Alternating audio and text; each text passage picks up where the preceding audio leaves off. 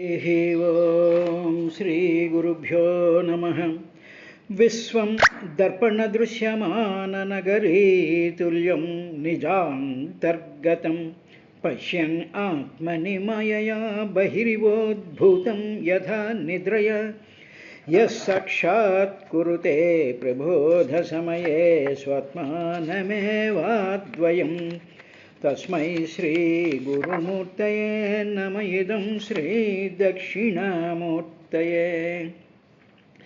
बीजस्यान्तर्वाङ्कुरो जगदिदं प्राङ्निर्विकल्पं पुनः मायाकल्पितदेशकालकलना वैचित्र्यचित्रीकृतं मायावीव विजृम्भयत्यपि महायोगी वयस्वेच्छया तस्मै श्री गुरुमूर्तये नमः। इदं श्री दक्षिणामूर्तये। यस्यैव स्फुरणं तदात्मकम् असत्कल्पार्थकं भासते साक्षात् तत्त्वमसीति वेदवचसा यो बोधयत्याश्रितान् यः साक्षात्करणाद् भवेन्न पुनरावृत्तिर्भवाम्भोनिधौ तस्मै श्री गुरुमूर्तये नमः। इदं श्री दक्षिणामूर्तये। नानाच्छिद्रघटोदरस्थितमहादीपप्रभाभास्वरं ज्ञानं यस्य तु चक्षुरादिकरणद्वारा बहिस्पन्दते जानामीति यमेव भान्तमनुभक्ष्य समस्तं जगत् तस्मै श्री गुरुमूर्तये नमः। इदं श्री दक्षिणामूर्तये। देहं प्राणम् अपि इन्द्रियाण्यपि चलां बुद्धिं च शून्यं विदुः स्त्रीबालान्धजडोपमस्त्वहमिति भ्रान्ता भृशं वादिनः मायाशक्तिविलासकल्पितमहाव्यामोहसंहारिणे तस्मै श्री गुरुमूर्तये नमः। इदं श्री दक्षिणामूर्तये। राहुग्रस्तदिवाकरेन्दुसदृशो माया समाच्छादनात् सन्मात्रः करणोपसंहरणतो यो भूसुषुप्तः पुमान् प्रागप्स्यप्स्यमिति प्रबोधसमये यः प्रत्यभिज्ञायते तस्मै श्री गुरुमूर्तये नमः। इदं श्री दक्षिणामूर्तये। बाल्यादिष्वपि जाग्रदादिषु तथा सर्वासवस्थास्वपि व्यावृत्तासु अनुवर्तमानमहामित्यन्तस्फुरन्तं सदा स्वात्मानां प्रकटीकरोति भजतां यो मुद्रया भद्रया तस्मै श्री गुरुमूर्तये नमः। इदं श्री दक्षिणामूर्तये। विश्वं पश्यति कार्यकारणतया स्वस्वामी सम्बन्धतः शिष्याचार्यतया तथैव पितृपुत्राद्यात्मना भेदतः स्वप्ने वा स्वप्ने जागृति वा य एष पुरुषो माया परिभ्रामितः तस्मै श्री गुरुमूर्तये नमः। इदं श्री दक्षिणामूर्तये। भूरम्भांस्यनिलो निलोऽम्बरमहान्नाथो हिमांशु पुमान् नित्याभाति चराचरात्मिकमिदं यस्यैव मूर्त्यष्टकं नान्यत्किञ्चन विद्यते विमृशतां यस्मात्परस्माद्विभो तस्मै श्री गुरुमूर्तये नमः। इदं श्री दक्षिणामूर्तये।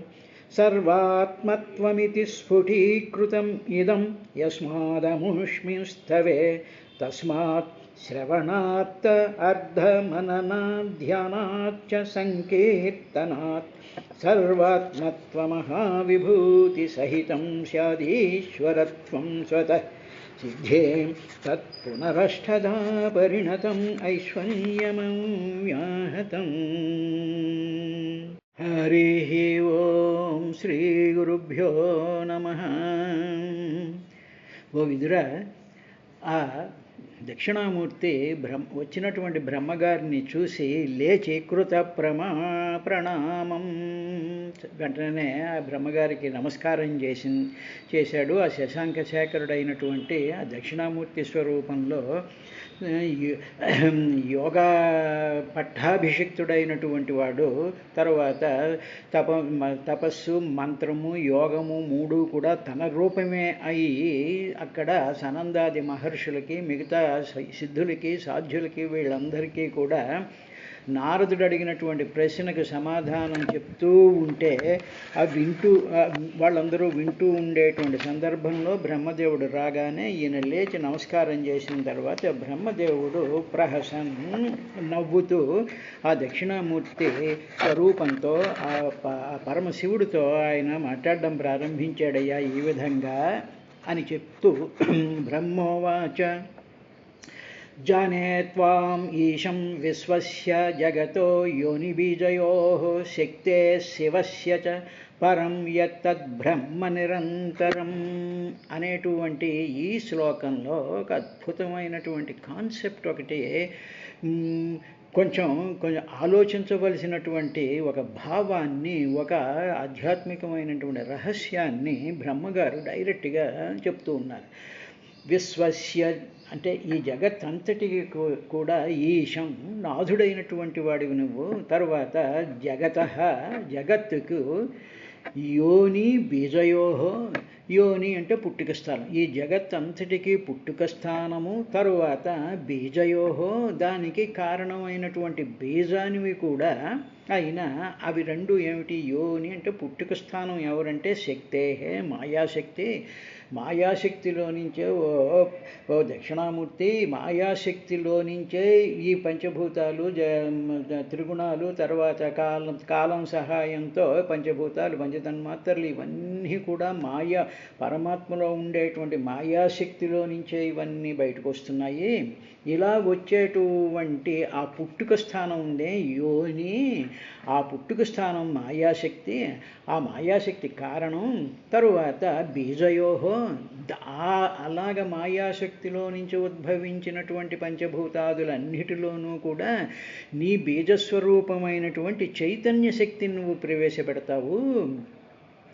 ఆ విధమైనటువంటి బీజం నువ్వు అలాగా శక్తేహే మాయాశక్తి శివస్య ఆ పురుషుడివి నువ్వు.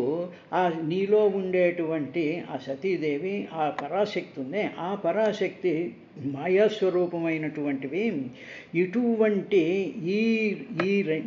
ఈ రెండిటి యొక్క కలయిక వల్ల, సతీదేవి నీవు మీ ఇద్దరి యొక్క కలయిక వల్ల ఈ జగత్తు వస్తోంది అని మేము ఎంతవరకు అనుకుంటున్నాం. ఎప్పుడైతే నిన్ను మేము చూసామో, ఎప్పుడైతే నీ యొక్క స్వరూపం ఇక్కడికి అర్థమైందో, నీలో ఉండేటువంటి శక్తి మాయాశక్తి, తర్వాత నీలో ఉండేటువంటి పురుషుడు అనేటువంటి ఆ శివతత్వము, ఈ రెండు కలిసిన దాంట్లో నుంచి ఈ విశ్వం అంతా కూడా ఉద్భవిస్తోంది. కానీ నువ్వు ఆ శక్తికి, ఆ బీజానికి, ఆ శక్తికి, ఆ శివ పురుషుడికి నువ్వు అతీతంగా ఉన్నావయ్యా. నిరంతరము కూడా రెండవది లేనటువంటి పరబ్రహ్మ, ఆ పరబ్రహ్మ స్వరూపం ఏదైతే ఉందో అదే నీవు అన్నాడండి. ఇది జాగ్రత్తగా గమనించినట్లయితే మనకి సౌందర్య లహరిలో మొదటి శ్లోకంలో శివ శక్త్యాయుక్తో యది భవతి, ఆ శివుడు శక్తి ఈ రెండు కలిసినంటు వల్ల ఏదైతే ఈ ప్రపంచం, ఈ విశ్వము, ఈ లోకాలన్నీ పుడుతూ ఉన్నాయో, ఆ శివకి, ఆ శక్తికి కూడా అతీతంగా ఉండేటువంటి వాడు ఇప్పుడు బ్రహ్మాది దేవతలు చూసినటువంటి ఆ దక్షిణామూర్తి స్వరూపమైనటువంటి పరమాత్మ స్వరూపమైనటువంటి జ్ఞానం. కాబట్టి ఇప్పుడు ఆ దక్షిణామూర్తి ఎవరు అంటే సాక్షాత్తు పరమాత్మ యొక్క స్వరూపం. ఆ పరమాత్మ స్వరూపంలో నుంచి కనిపించేటువంటి శివుడిగా, ఆ శివుడు తన వామాంకంలో కూర్చోబెట్టుకున్నటువంటి ఆ సతీదేవి, ఆ పార్వతి, ఆ మాయాశక్తి వీళ్ళిద్దరూ కలయిక వల్ల ఈ బ్రహ్మాండాలన్నీ కూడా ఉద్భవించాయ్యా. కాబట్టి నువ్వు ఈ రెండిటికి అతీతమైనటువంటి వాడవు అన్నాడు. ఇది దక్షిణామూర్తి స్తోత్రాన్ని కానీ మనం పారాయణ చేసినట్లయితే మనకి ఆ అతీతమైనటువంటి ఆ జ్ఞానస్వరూపమైనటువంటి పరమాత్మ యొక్క స్వరూపం మనకి కనిపిస్తుంది. దానికే విశ్వస్య, ఈ జగత్తుకి ఈశం, నాథుడివి నువ్వు, యు ఆర్ ది ఫాదర్. జగత, ఈ జగత్తుకి యోని బీజయోహో, ఆ యోనేమో మాయాశక్తి, బీజమేమో ఆ శివుడు యొక్క బీజము.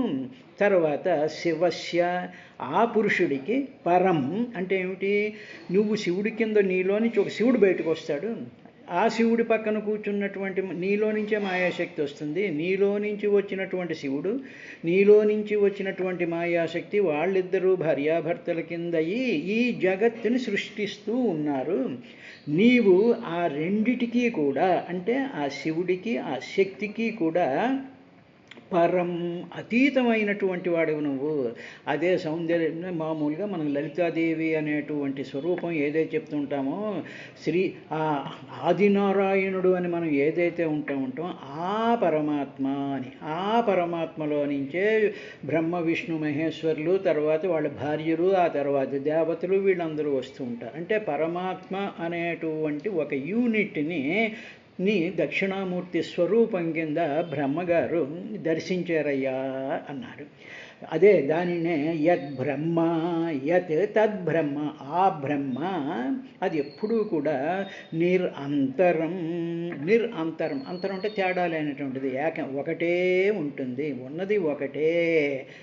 ఆ ఉన్న ఒకదానిలో నుంచే శివుడు, మాయాశక్తి అనేటువంటి వీళ్ళిద్దరూ కూడా ఈ జగత్కందరికీ తల్లిదండ్రుల కింద భాషిస్తూ ఉన్నారు అని చెప్పిన తరువాత ఇప్పుడు ఆ పరబ్రహ్మ స్వరూపమైనటువంటి దక్షిణామూర్తి స్వరూపంలా కనిపించినటువంటి ఆ జ్ఞానస్వరూపానికి ఓ విదురా బ్రహ్మగారు ఇంకా ఈ విధంగా అన్నారయ్యా.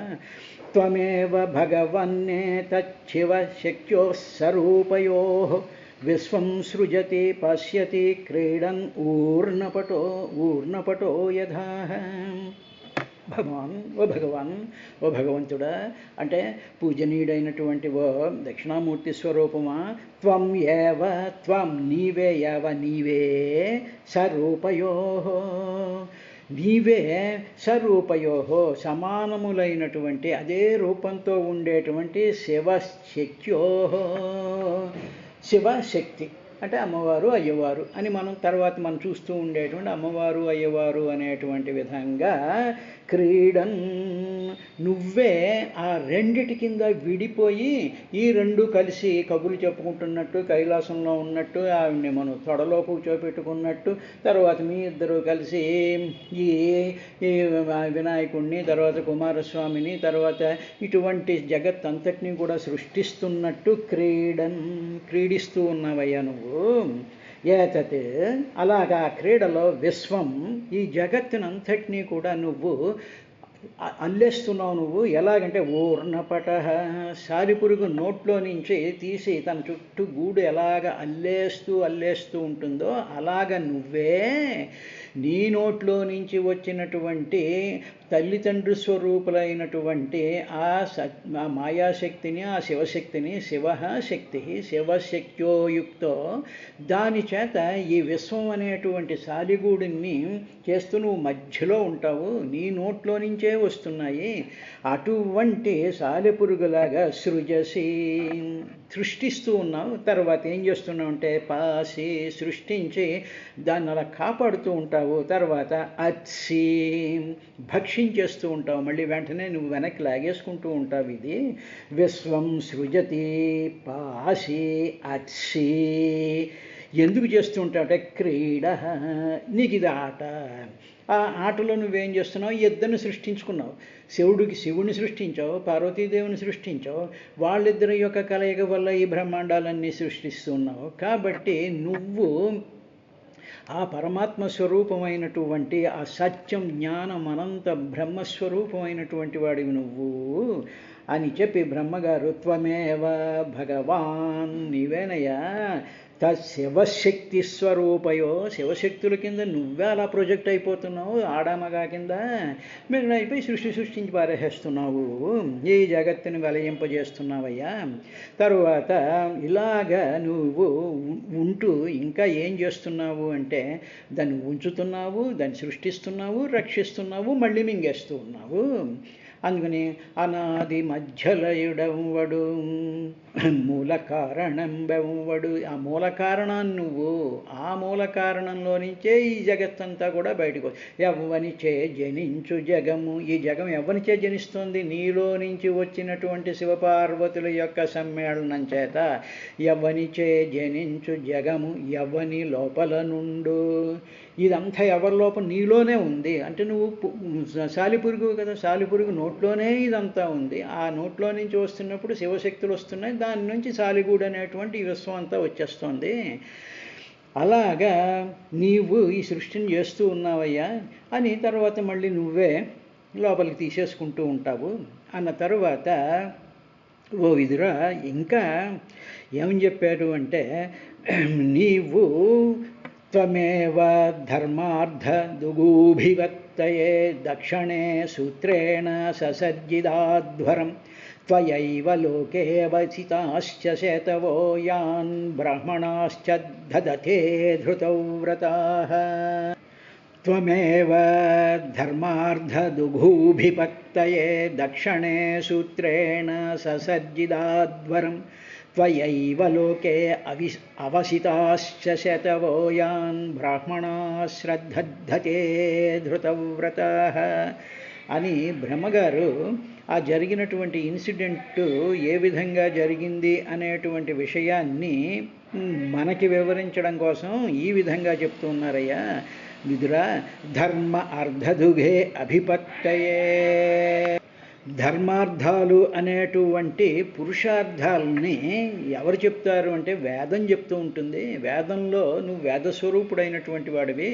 ధర్మార్థ పురుషార్థాలు ధర్మము అర్థము అనేటువంటి పురుషార్థాలను నీవు వేద రూపంలో అందరికీ కూడా అనుగ్రహించడానికి నువ్వు ఆ వేదస్వరూపుడైనటువంటి వాడివి వచ్చావు. నువ్వు ఆ వేదాన్ని అభిపత్తయే రక్షించడం కోసం ఆ వేద ధర్మాలని అనుష్ఠించి ఆ వేద ధర్మాలను వ్యాప్తి చెయ్యడం కోసము అని చెప్పి దక్షేణ దక్షుడు అనేటువంటి సూత్రేణ ఒక నిమిత్తం దక్షుడు అనేటువంటి వాడు ఒక నిమిత్త కారణం.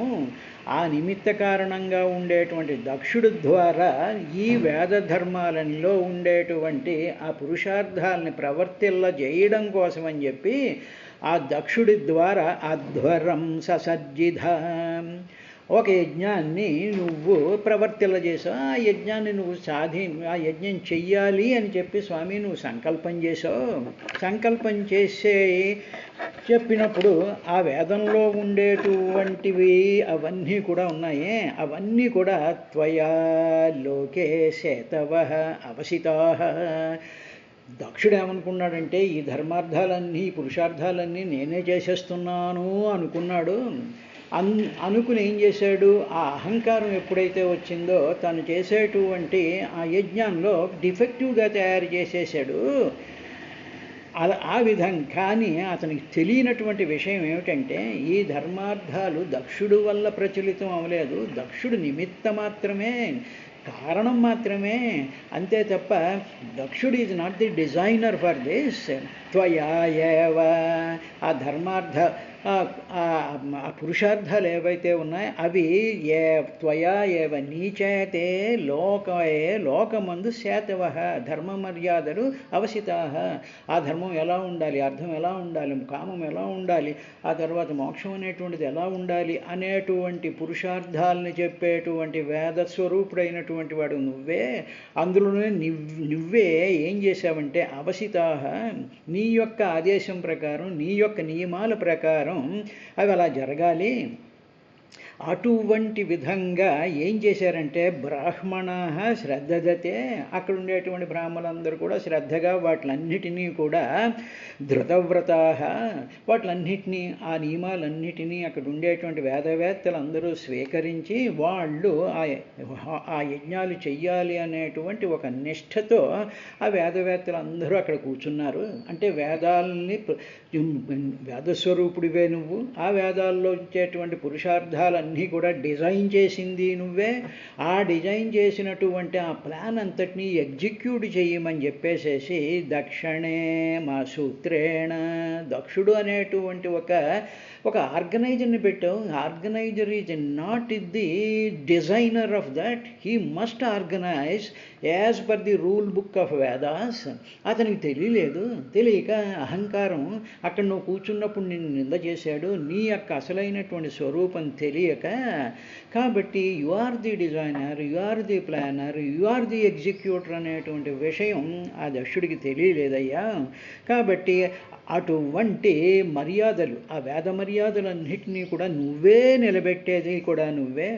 ఆ నియమాలన్నిటినీ కూడా బ్రాహ్మణా, ఈ వేదవేత్తలైనటువంటి బ్రాహ్మణులు చాలా శ్రద్ధగా అనుష్ఠిస్తూ ఉన్నారు ఇంతవరకును అని చెప్పిన తర్వాత, ఓ విదురా, బ్రహ్మగారు ఇంకా ఈ విధంగా అన్నారయ్యా, త్వం కర్మణాం మంగళానాం కర్తుస్మలోకే తనుషే స్వః పరం వ అమంగళానాం చ తమిశ్రముల్బణం విపర్యయః కేన తదైవ కస్యచిత్.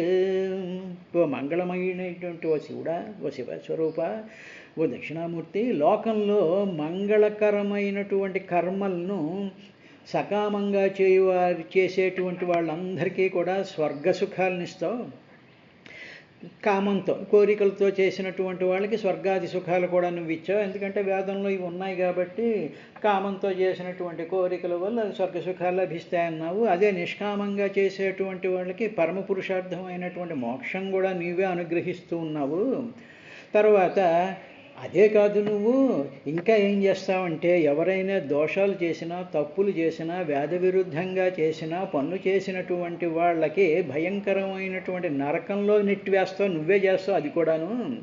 కాబట్టి ఒక్కొక్కప్పుడు మాకు తెలియరానటువంటి కారణాల చేత, విత్ ఆల్ అవర్ ఇగ్నోరెన్స్, మాకు ఆ పదాలు, అందులో ఉండేటువంటి అర్థాలు, పై అర్థాలను తెలుసుకునేసేసి అవి చాలా ఆకర్షణీయంగా ఉండేటువంటి వేదాల్లో ఉండేటువంటి పదాలను అర్థం చేసుకోలేక దాని భావార్థం పరమార్థం తెలియనటువంటి కారణం చేత ఒక్కొక్కసారి ఏం జరుగుతూ ఉంటుంది అంటే, మేము అనుకున్నది ఒకటి అయ్యేదొకటి అయిపోతూ ఉంటుంది.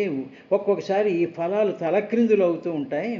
అందువల్ల దక్షుడు వంటి వాడు మంచి పనిని మొదలుపెట్టాడు, కానీ అమంగళం పొందాడు.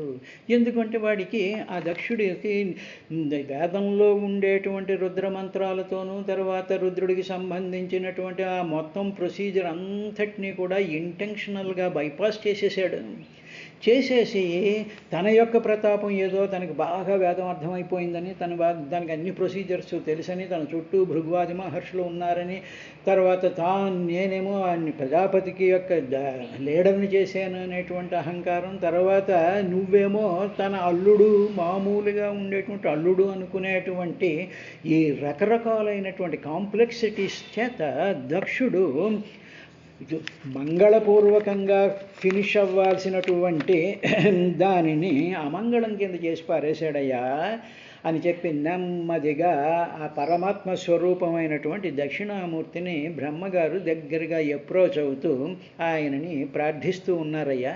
ఇది ఎవరైనా మాట్లాడాల్సినటువంటి విషయం ఈ విధంగా ఉంటుంది అని భాగవతం చెప్తాను.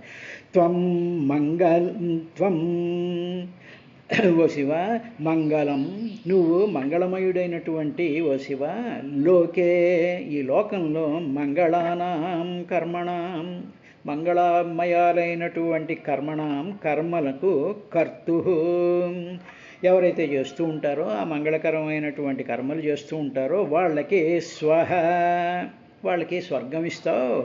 అదేవిధంగా నిష్కామంగా చేసినటువంటి వాళ్ళకి పరం వా, మోక్షాన్ని కానీ తనుషేస్మ అనుగ్రహిస్తూ ఉంటావు. కర్తుస్మ లోకే తనుషే స్వహ పరం వా తనుషే అనుగ్రహిస్తూ ఉంటావు. స్వహ స్వర్గం కానీ పరం మోక్షం కానీ అనుగ్రహిస్తూ ఉంటావు. అమంగళానాంచ అదే అమంగళం పనులు చేసేటువంటి వాళ్ళకి అంటే ఏమిటి, తెలిసి తెలియనటువంటి కొత్త కొత్త కార్యక్రమాలు ప్రవేశపెట్టేసేసి దోషయుక్తంగా పరిపూర్ణంగా చెయ్యకుండా తప్పుడు పనులు చేసేటువంటి వాళ్ళకి ఉల్బణం చాలా భయంకరం. అమంగళానాంచత మిశ్రముల్బణం తర్వాత అన్నీ తెలుసును మాకు అని చెప్పేసేసి మిడిమిడి జ్ఞానంతో చేయకూడనటువంటి తప్పుడు పనులు, వేద విహితం కానటువంటివి, వేదం చెప్పనటువంటివి, తర్వాత ఆగమశాస్త్రానికి విరుద్ధంగా ఉండేటువంటివి, తమకి ఏం తోస్తే అవి చేసేస్తూ ఉండేటువంటి తప్పు పనులు చేసేటువంటి వాళ్ళకి తమిశ్రం నరకాన్ని ఇస్తావు నువ్వు. ఆ నరకం ఎటువంటిది, ఉల్బణం భయంకరమైనటువంటి నరకాన్ని ఇస్తావు నువ్వు. మంగళం పనులు చేసేటువంటి వాళ్ళకేమో కామంతో చేసే స్వర్గం ఇస్తావు, నిష్కామం చేసే పరం ఇస్తావు. అదే తెలిసి తెలియనటువంటి మిడిమిడి జ్ఞానంతో మాకు అన్నీ తెలుసును అనుకునేటువంటి వాళ్ళు చేసేటువంటి పనుల వల్ల చుట్టుపక్కల వాళ్ళకే కాకుండా వాళ్ళకి కూడా భయంకరం ఉల్బణం తమిశ్రం భయంకరమైనటువంటి నరక ప్రాప్తిని కలిగిస్తూ ఉంటావయ్యా. కాబట్టి ఇలాగ చేయడం వల్ల అనుకున్నదొకటి అయినదొకటి అన్నట్టుగా కేనా ఏదో ఒక కారణం చేత తత్యేవ అదే కర్మ విషయంలో నేను యజ్ఞం చేసేస్తున్నాను, మేము పూజలు చేసేస్తున్నాం, మేము పారాయణ చేసేస్తున్నాము అనేసి అనుకుంటూ ఉంటే తప్పులు చదివేసేసి తప్పుడు కార్యక్రమాలు చేసి ముందుది వెనక్కి ముందు తర్వాత ఏమో సరైనటువంటి ప్రొసీజర్ మొట్టమొదట ఎలా మొదలెట్టాలి, ఎలా ఎండ్ చేయాలి, ఎలా ఎండ్ చేసిన తర్వాత అక్కడ ఏ విధమైనటువంటి శుభ్రం పాటించాలి, ఇలా ఉండాలి అనేటువంటివి ఏ కారణం చేత అదే కర్మ విషయంలో చేసేసేము అని అనుకుంటూ ఉంటారు. తతియేవ అదే కర్మ విషయంలో కశ్యతిత్ ఒక్కొక్కసారి ఒక్కొక్కడికి ఏముంది విపర్యయ ఫలం తలకిందులైపోతుంది. అనుకున్న ఫలం రాదు, తలకిందులైపోతుంది. చేసింది ఒకటి పొందింది ఒకటి అనేటువంటి విధం తయారవుతుంది. కాబట్టి ఏదైనా జ్ఞాత్వా కురు కర్మాణి